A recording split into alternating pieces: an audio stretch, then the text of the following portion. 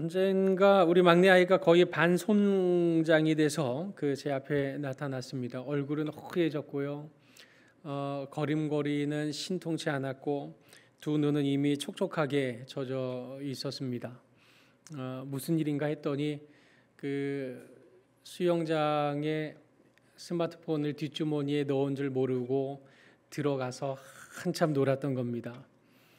사준 지 불과 15일밖에 되지 않은 스마트폰이었는데 그걸 뒷주머니에 꽂아놓고 아이들하고 물놀이 한참 하다가 나오면서 이제 하고 깨달았던 겁니다. 이제 스마트폰을 막 이렇게 전원을 막 켜고 이러니까 그거 어쩌겠습니까? 물 다 들어갔는데 더 망가지죠.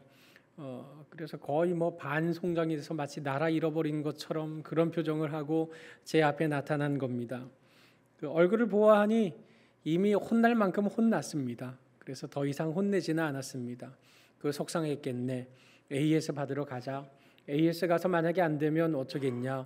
중고폰이라도 사줄 테니 너무 그렇게 마음 쓰지 마라 하고 위로해 준 적이 있습니다. 이게 그때 사진은 아니지만 아무튼 이렇게 수영장에 막나이가 그렇게 들어갔던 적이 있습니다. 그 나이 때의 아이에게 새로 산 스마트폰이 15일 만에 못 쓰게 되었다. 앞이 캄캄한 절망스러운 일이 되지 않겠습니까?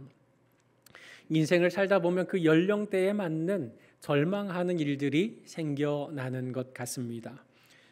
나중에 돌아보면 아무것도 아니지만 결혼을 약속한 연인이 헤어지게 됐을 때 내일이 없어진 것처럼 절망할 때가 또 얼마나 많습니까? 그때 사업 한번 실패한 것 이게 그런 큰 대수라고 나중에 돌아보면 그때 이렇게 했으면 좋았을 걸 이런 생각은 하지만 그런 상황에 직면하게 되는 그런 시기에는 실로 앞이 캄캄한 내일을 잃어버린 절망에 사로잡히는 것, 그게 우리 모든 인생이 경험하고 있는 바 아닙니까?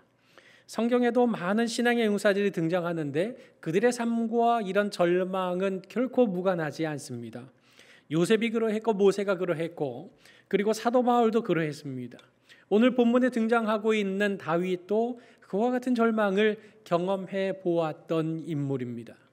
많은 사람들이 신앙인의 어떤 은혜롭고 활기찬 그런 부분에 대해서 많이 집중을 하지만 실상은 그런 믿음의 사람으로 자라가기까지 하나님께서는 그 인생에 찾아오는 많은 고난과 절망의 사건들을 통해서 그들을 훈련시켰다는 사실을 발견할 수 있습니다. 오늘 본문에 등장하는 다윗이 경험했던 절망은 무엇입니까? 하나님께서는 그의 절망 속에서 어떻게 그를 건져내고 일으키신 것입니까? 이게 본문을 순서대로 설교 강해를 하면 이제 배경들을 다 알 수 있는데 주제에 맞춰서 이렇게 강해를 하다 보니 이런 본문을 잡았을 때는 이 배경에 대해서 설명을 해야 되는 부분들이 좀 있습니다. 아무튼 이 본문, 오늘 본문의 사건이 되는 오늘 본문 사건의 배경이 되는 내용들을 우리가 조금 살펴보아야 합니다. 일단 다윗이 사울 왕에게 쫓겨다녔던 것은 잘 아실 겁니다. 2번이나 사울을 죽일 수 있는 기회를 맞이했지만 다 살려줬습니다. 그런데 그때 사울이 목숨을 건져주었다는 사실을 깨닫고 다윗에게 뭐라고 말했습니까? 내 아들 다윗아 하면서 넌 참 정말 훌륭한 사람이다. 내가 다시는 널 쫓지 않겠다 하고 첫 번째 목숨 건져내었을 때 이런 약속을 받았습니다. 그런데 멈췄습니까? 아닙니다. 사람은 믿을 수 없습니다. 또 바뀝니다. 또 이 다윗을 향한 시기와 질투심이 발동을 하게 되니 또 쫓아갔습니다. 또 살려줬습니다. 사무엘상 26장 25절에 또 똑같이 말합니다. 내 아들 다윗아. 언제 아들로 삼았어요? 똑같이 얘기하면서 내가 너 쫓지 않겠다. 그런데 다윗도 지칠 만큼 지쳤죠. 분명히 살려주었고 분명히 그리하지 않겠다고 약속했음에도 불구하고 변하지 않는 사울을 마주하게 될 때 지치지 않겠습니까? 그래서 이 지친 마음에 다윗이 27장 1절 말씀에 그의 마음에 이렇게 생각을 했습니다. 어떤 생각입니까?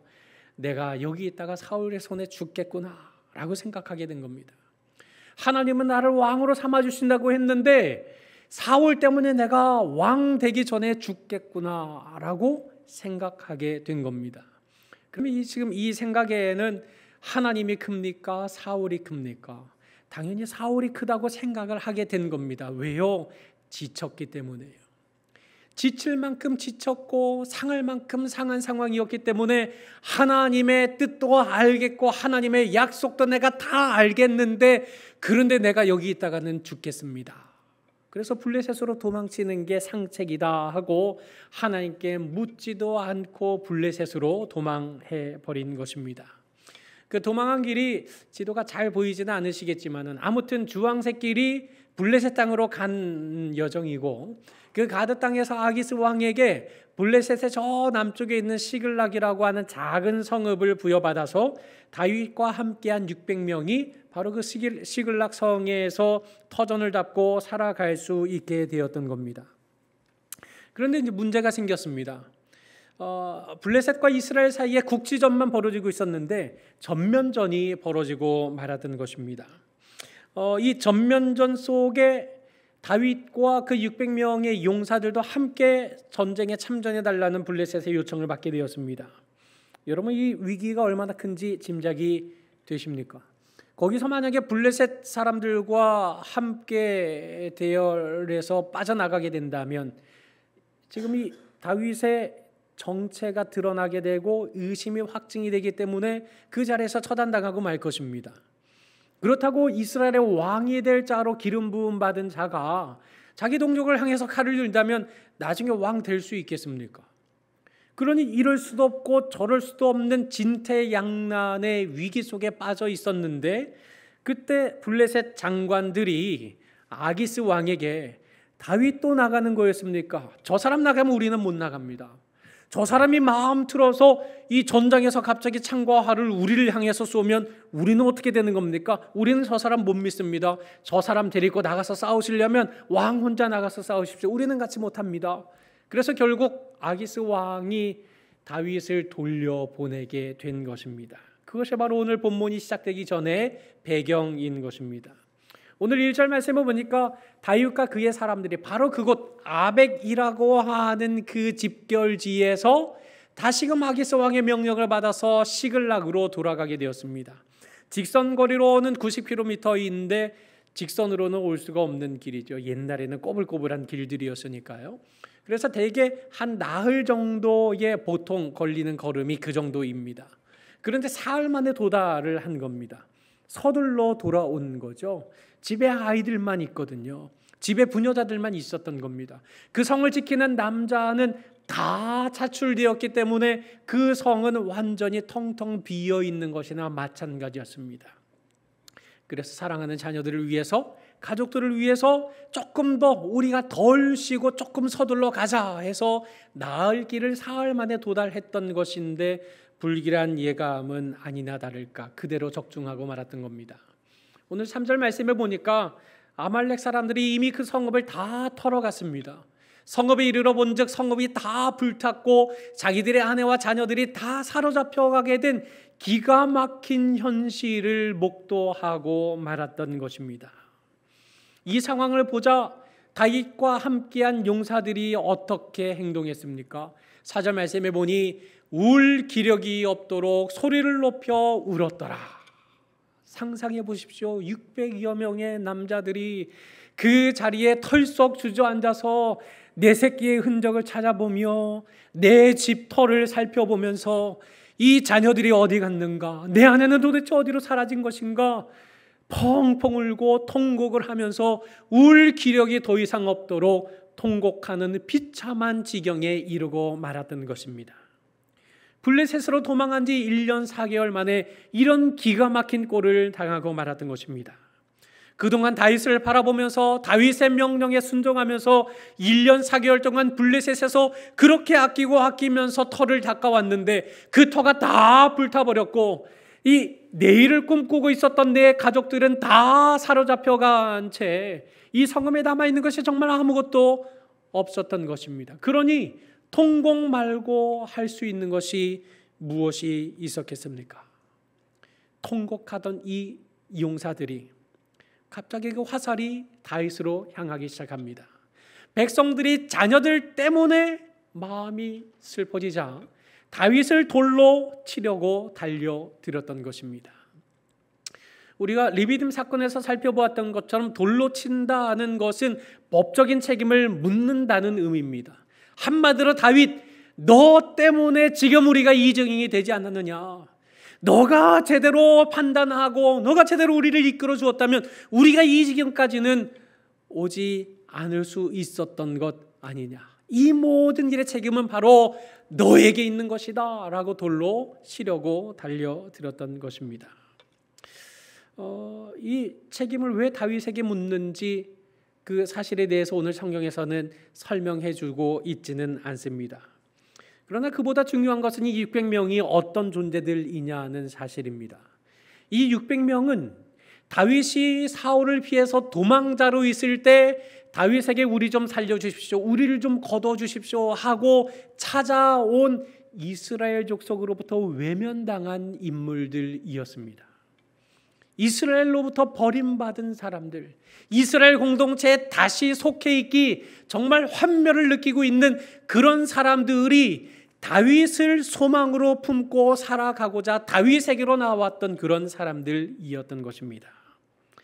여러분, 이 소망을 이스라엘에서 찾을 수 없었던 이 존재들이 다윗을 소망으로 품고 그에게 찾아왔는데 지금 이 시간에 다윗을 돌로 쳐서 죽이자고 한다면 그러면 지금 어떻게 되는 겁니까? 이 사람들이 자기들의 소망을 없애버리겠다는 말인 것입니다. 우리에게 더 이상 소망은 없다. 우리에게 더 이상 내일이라고 하는 것은 없다. 이것이 지금 돌로 치려고 했던 이 백성들의 심정이었던 것입니다. 여러분, 절망이라고 하는 게 무엇입니까? 절망이라고 하는 것은 내일을 잃어버리는 것입니다. 절망에 쌓인 자는 내일을 바라볼 수 없습니다. 절망에 휩싸인 자에게는 내일이 없기 때문에 어떻게 되겠습니까? 공통된 특징, 소망의 끈을 놓쳐버리고 만 사람들은 되는 대로 삽니다.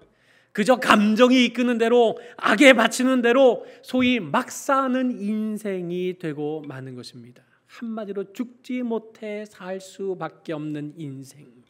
내일이 사라져버렸기에 그저 오늘의 그냥 되는 대로 살아가는 인생. 그것이 바로 절망에 사로잡힌 자들의 공통된 특징이지 않습니까? 지금 자녀들 잃어버리고 재산을 잃어버린 이 백성들이 다윗을 죽이자, 이 의도는 무엇입니까? 다 끝났다. 우리에게 내일이 어딨냐? 우리 다윗 죽이고 우리도 여기서 다 생명 끊어버리고 우리 모든 것 이제 다 끝났으니 이제 모든 것 다 끝장내 버리자라는 그런 마음, 그런 심정이 바로 절망에 사로잡힌 마음이지 않습니까? 여러분, 실로 절망에 사로잡혀 있을 때 내일을 잃어버린 채 그 자리에 머물러 있다면 그 인생은 어찌 되겠습니까? 정말 살 소망을 잃어버린 자들의 삶은 비참한 지경, 그 상황 한 곳에 머물 수밖에 없지 않겠습니까?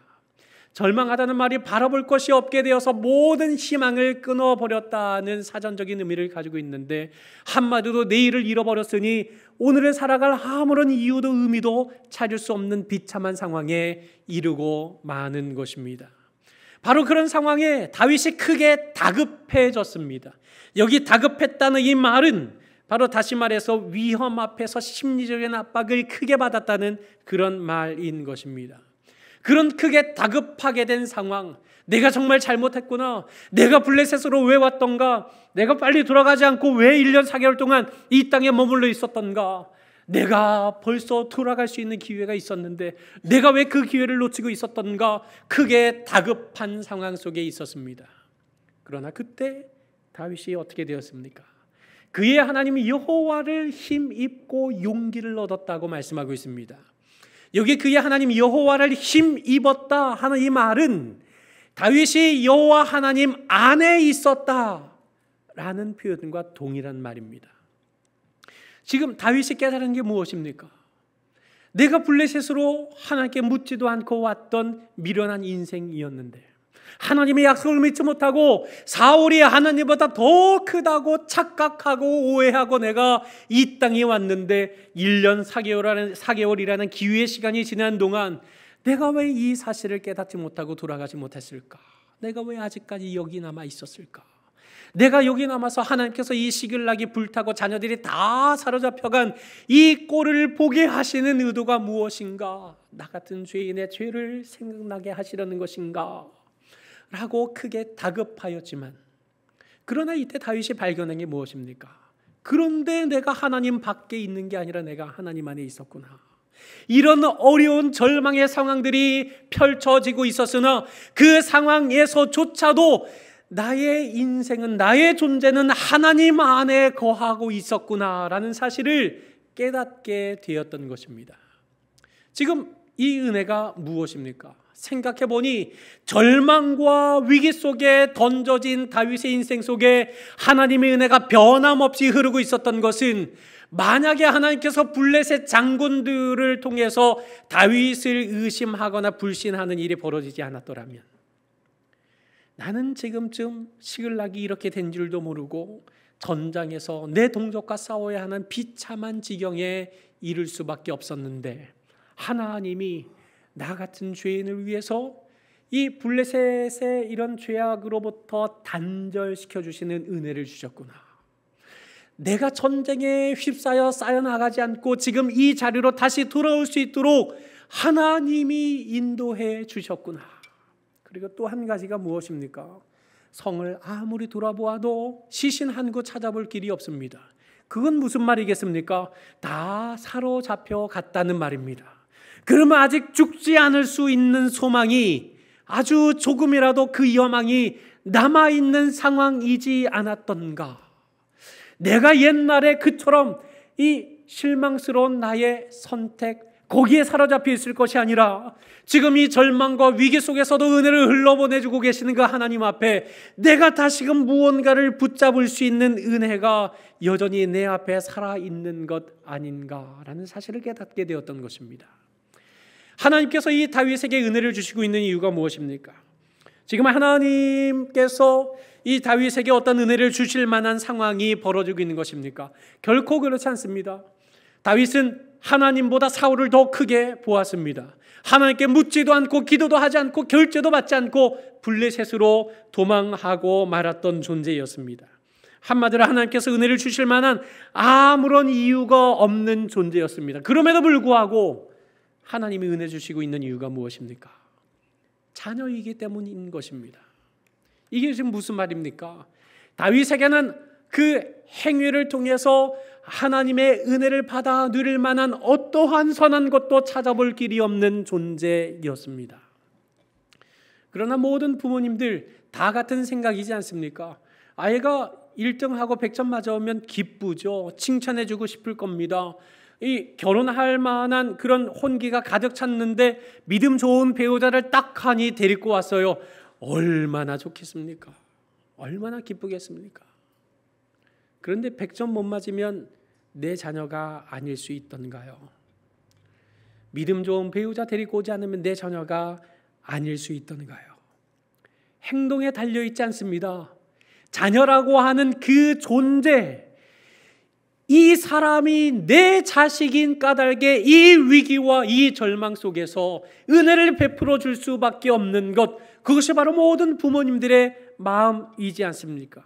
위기와 절망에 사로잡혀 있는 자녀에게 잘잘못 따져가면서 은혜와 자비를 베푸는 부모님이 어디 있습니까?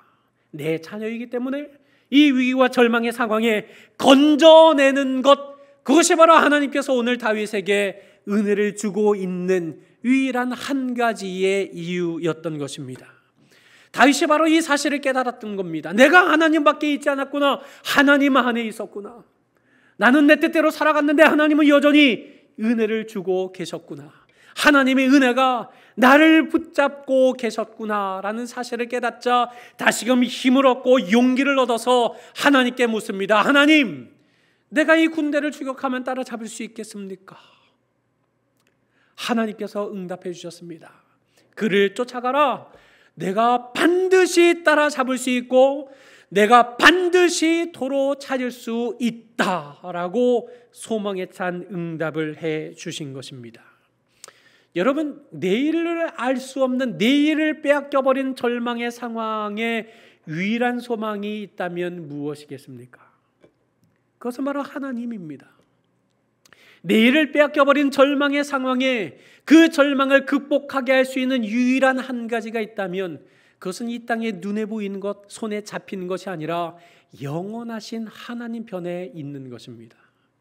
물론 잠시 절망했을 때 내 손을 잡아주는 가족의 힘이 큰 건 사실입니다. 절망했을 때, 정말 힘 잃었을 때 내가 더 이상 목사를 할 수 있겠나? 나 이제 목사하기 이제 다 그만 내려놓아야 되는 것 아닌가 하는 비참한 상황에 사로잡혀 있을 때, 언젠가 늦은 밤에 문 열고 집에 들어갔더니 거기에 포스트잇에 글씨가 써 있는 겁니다. 아빠 힘내, 화이팅. 우리 둘째 아이가 초등학교 들어가기 전이었죠. 그거 붙여놓고 잠잔 겁니다. 그게 저의 비타민이 되었습니다. 그것이 저에게 위로가 되고 힘이 되고 다시 한번 힘과 용기를 얻을 수 있는 기회가 되었던 것은 사실입니다. 그러나 그때뿐입니다. 이 땅에 눈에 보이고 손에 잡을 수 있는 것으로부터 찾아오는 위로와 용기와 격려라고 하는 것은 잠시는 가능하지만 우리에게 주어진 이 영원한 절망으로부터 완전하게 구원해낼 수 없는 것입니다. 아무튼 하나님께서 따라가라, 도로 찾을 수 있다라고 말씀해 주시자 어떻게 했습니까? 오늘 9절로 10절에 있는 말씀을 우리 같이 한번 읽어보겠습니다. 시작. 이에 다윗과 또 그와 함께한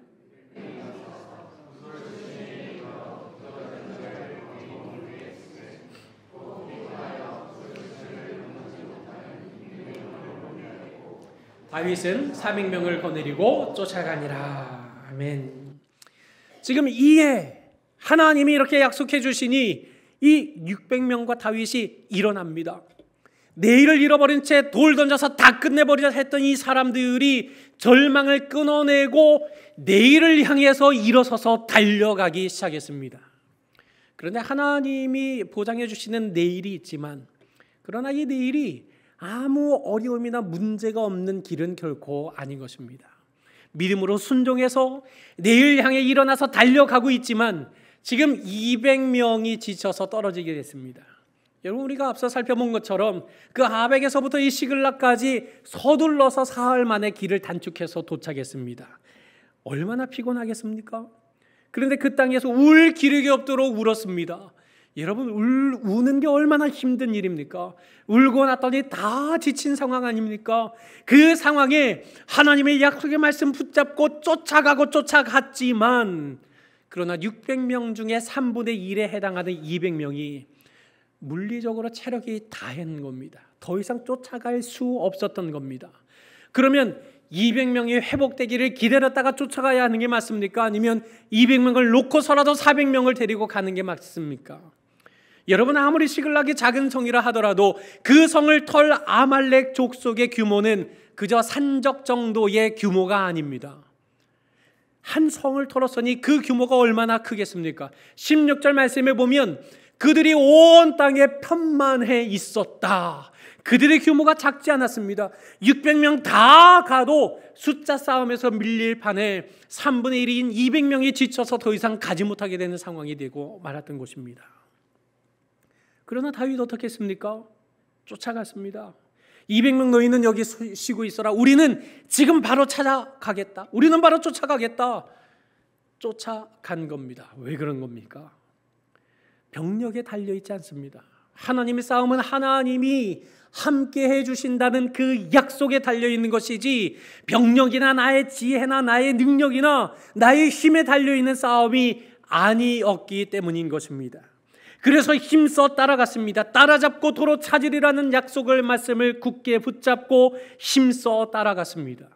그러다가 한 사람을 발견했습니다. 애굽 사람이었습니다. 지쳐서 쓰러진 사람이었습니다. 떡을 주어 먹게 하고 물을 마시게 하고 정신을 차리게 했습니다. 여러분, 400명 가지고 지금 열심히 쫓아가는 상황에 길에 쓰러진 한 명이 대수이겠습니까? 길에 쓰러진 그 한 명에게 신경 쓸 여력이 있겠습니까? 그러나 이 한 사람조차도 하나님께서 만나게 하신 사람이지 않겠는가? 먹였습니다. 마시겠습니다. 정신 차리겠습니다. 알고 보니 이 사람이 아말렉 족속에게 버려진 애굽 사람이었던 겁니다.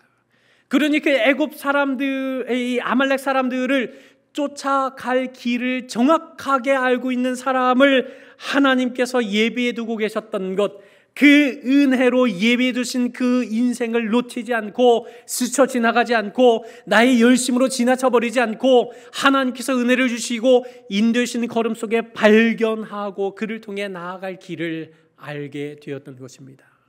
그래서 결국 그 사람의 인도를 받아서 아말렉 족속이 머무르고 있는 그 장소에 이르게 되었던 겁니다. 병력 숫자가 싸움이 되지 않는 수입니다.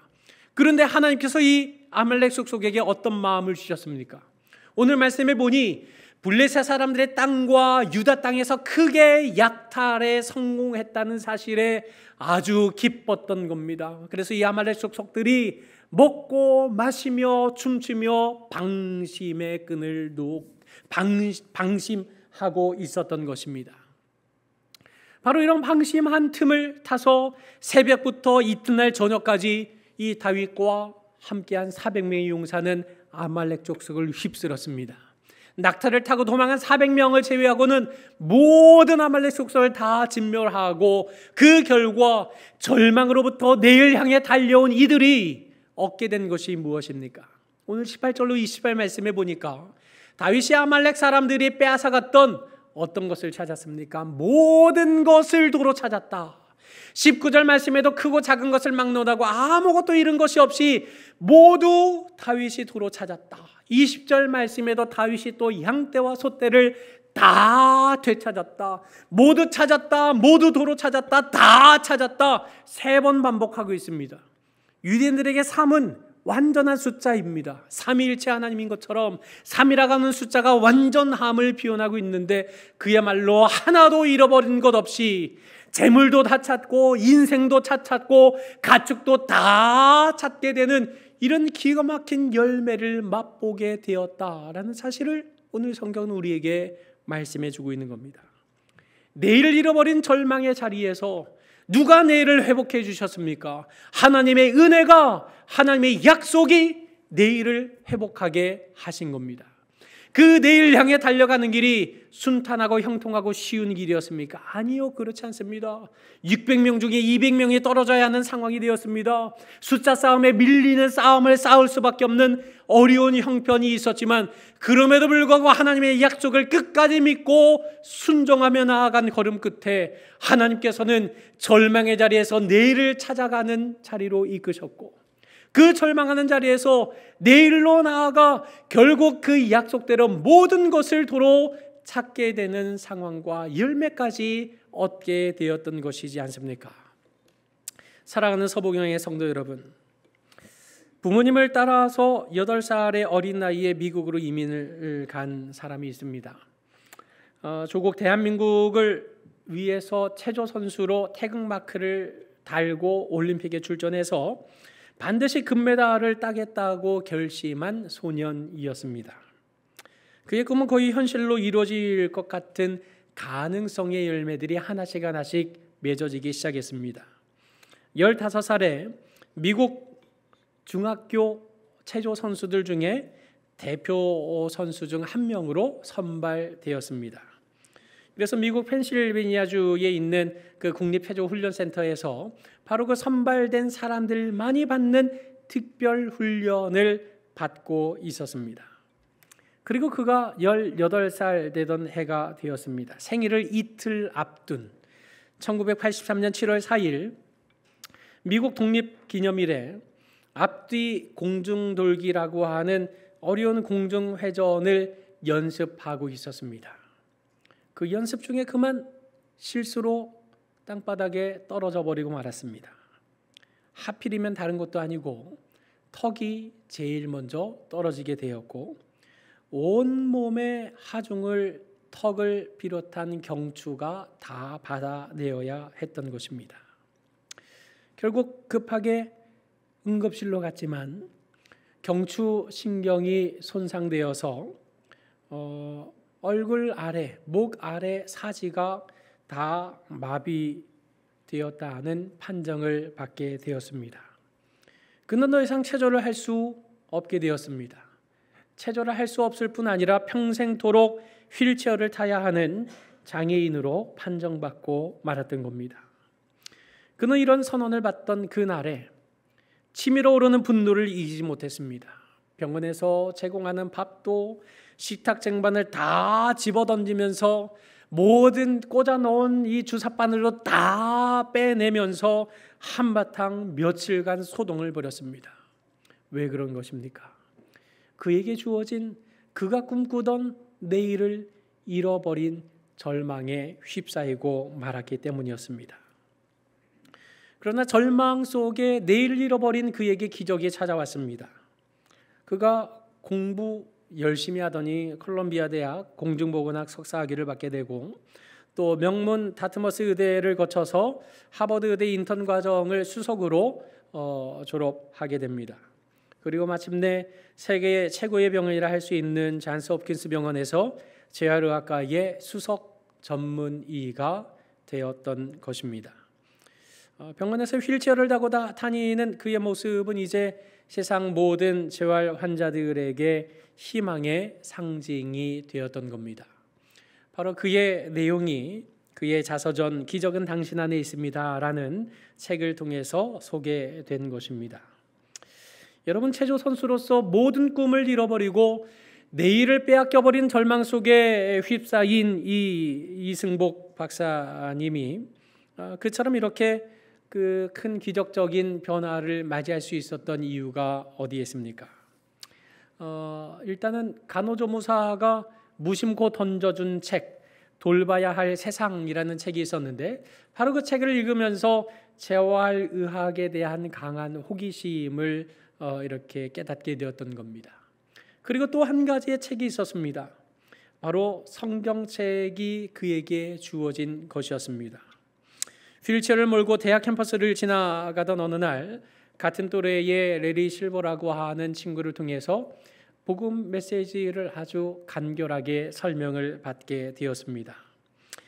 그를 통해 예수님에 대한 이야기를 듣게 되고 하나님의 아들 예수님에 대한 그런 이야기를 듣게 되자 평소에 형식적으로 교회를 다니던 이 사람이 이승복 박사님이 예수님을 진정 인격적으로 자기 중심에 모시게 되는 그런 변화가 일어났던 겁니다. 그리고 그는 성경 말씀을 끊임없이 암송하면서 여러 가지 자신이 꿈꾸는 내일, 자신이 꿈꾸고 있는 그 비전, 그것에 대한 아주 견고한 마음이 자리 잡게 되었다고 이 자서전에서 이렇게 고백합니다. 하나님은 나를 위해 계획을 갖고 계신다. 그냥 계획이 아니라 완벽한 계획이다. 나를 어디에 쓰시려는 걸까? 나는 무엇이든 그분의 뜻에 따를 생각이었다라고 진술하고 있습니다. 여러분, 사지가 마비된 사람에게 하나님이 도대체 나를 어디에 쓰실까를 꿈꿀 수 있다는 것이 가능한 일이겠습니까? 절망에 사로잡혀서 내일을 잃어버린 자가 나 같은 자를 통해서 하나님이 이루실 내일이 무엇인가를 붙잡을 수 있다는 이런 기적적인 일이 영원하신 하나님의 손이 아니고서 이 땅에 있는 사람의 손이나 사람의 위로를 통해서 어떻게 이런 변화가 일어날 수 있겠습니까? 사랑하는 여러분, 인생의 꿈이 사라져 버렸습니까? 혹 절망 속에 내일을 잃어버리고 있습니까? 잃어버린 내일, 잃어버린 절망이라고 하는 것은 하나님께서 우리에게 역정과 기쁨을 선사해 주시는 하나님의 은혜 안에서 새롭게 발견될 수 있음을 우리는 기억해야 하는 것입니다. 여러분, 우리 인생에게 있어서 절망 중에 가장 최고의 절망이 무엇입니까?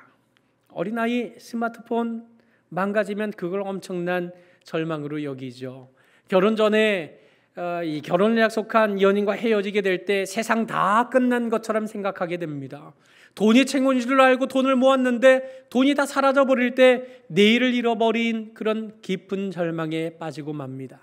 그러나 이런 깊은 절망조차도 이 땅에 있는 가족들이나 이 땅에 사랑하는 사람들의 손을 통해서 다시금 회복할 수 있을 것입니다.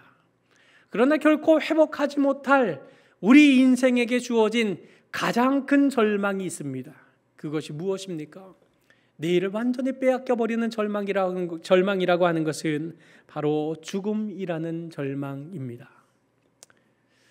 여러분, 죽음 앞에 가족이라는 존재는 아무 의미가 없습니다. 죽음 앞에 아무리 발달한 의학도 아무 소용이 없는 것을 저는 목격했습니다. 부모님께서 두 분 다 암으로 천국에 가셨는데 그 암이라고 하는 것 다 정복했다고 말하지만 실상은 우리의 생각과 우리의 뜻대로만 되지 않고 그 암이라고 하는 것이 어떻게 순식간에 사람의 생명을 앗아가는지, 그 암으로 투병하며 죽음을 맞이하는 부모님을 향해 의술도 무력하고 자녀된 우리들도 얼마나 무력할 수밖에 없는지, 눈물 흘리는 것 외에 무슨 일을 할 수 있겠습니까? 사랑하던 교우들, 사랑하던 가족들, 사랑하던 일가 친척들 다 와서 인사하면서 할 수 있는 것이란 무엇입니까? 그저 울어주는 것 말고, 눈물 흘리는 것 말고, 그 절망 속에서 할 수 있는 것이 아무것도 없는 것, 그것이 우리 인생이 가진 가장 큰 인생의 절망이지 않습니까? 내일을 완벽하게 빼앗겨버리는 절망이라는 죽음 앞에서 그 절망조차도 이겨내게 하실 유일한 소망이 있다면 그것은 무엇입니까? 하나님의 은혜밖에는 없는 것입니다. 나 같은 죄인을 위해서 하나님의 말씀을 떠난 그 상황조차도, 위기와 절망의 상황 속에서도 여전히 변함없는 은혜의 물줄기를 공급하고 계시는 그 하나님의 은혜 아니고서는 결코 우리의 절망을 벗어날 길이 없는 인생이라는 사실을 우리는 기억해야 하지 않겠습니까? 하나님께서 그 독생자까지도 아낌없이 내어주신 그 주님의 일방적인 사랑과 은혜가 아니고서는 그 누구도 절망이라 할 수 있는 죽음의 절망을 이겨낼 길이 없다는 사실을 기억해야 하는 것입니다. 그러므로 절망이라는 오늘로부터 내일의 소망으로 우리의 손을 붙잡아 이끌고 계시는 이런 하나님의 은혜만을 굳게 믿고 의지하는 가운데 기도와 순종의 걸음을 통하여 참 소망의 내일로 오늘 우리의 손을 붙잡아 이끌고 계시는 그런 하나님의 손길을 의지하여서 내일을 향하여 더욱 힘써 전진하는 우리 모든 성도님들이 되시기를 주님의 이름으로 간절히 축원합니다. 우리 시간 함께 기도 제목을 나누겠습니다. 절망과 두려움 속에서도 선하게 인도하실 하나님을 바라보게 하소서라고 기도하시고, 또 하나님 안에서 힘과 용기를 얻어서 오늘의 절망을 뚫고 내일 향해 나아갈 수 있도록 우리 시간 나의 기도하는 것보다 함께 찬양하고 함께 합심하여 기도하겠습니다.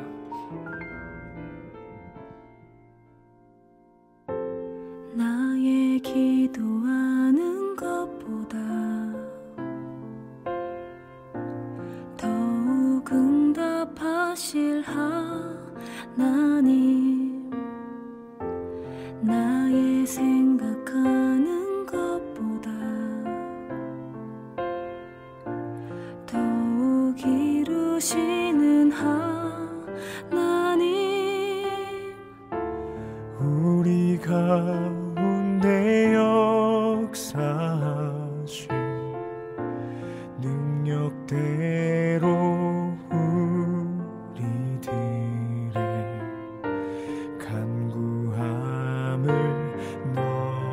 넘치도록 능히 하실 주님께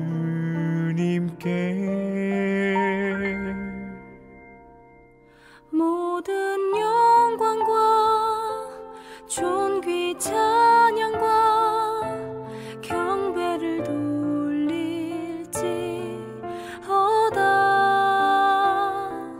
모든 영광과 존귀 찬양과 경배를 돌릴지어다.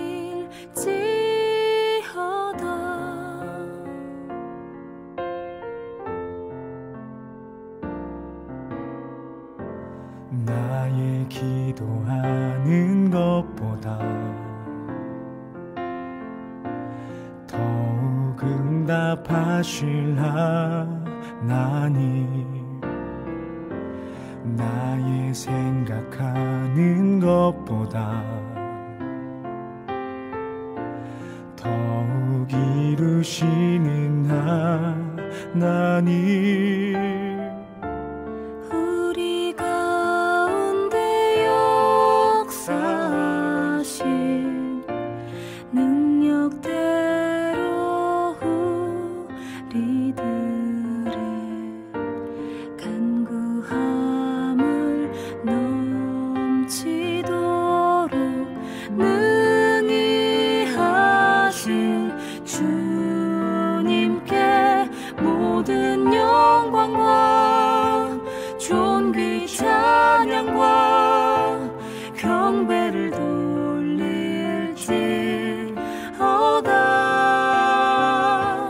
모든 영광과 존귀 찬양과 경배를 돌릴지어다.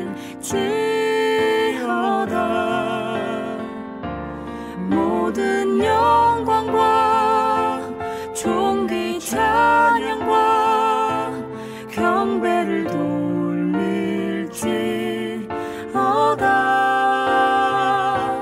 모든 영광과 존귀 찬양과 경배를 돌릴지어다.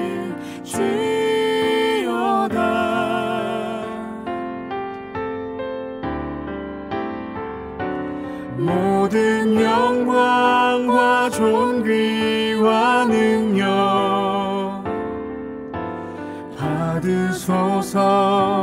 주님 받으소서. 모든 영광과 존귀와 능력 받으소서. 주님 받으소서. 그리스도 살아계신 하나님,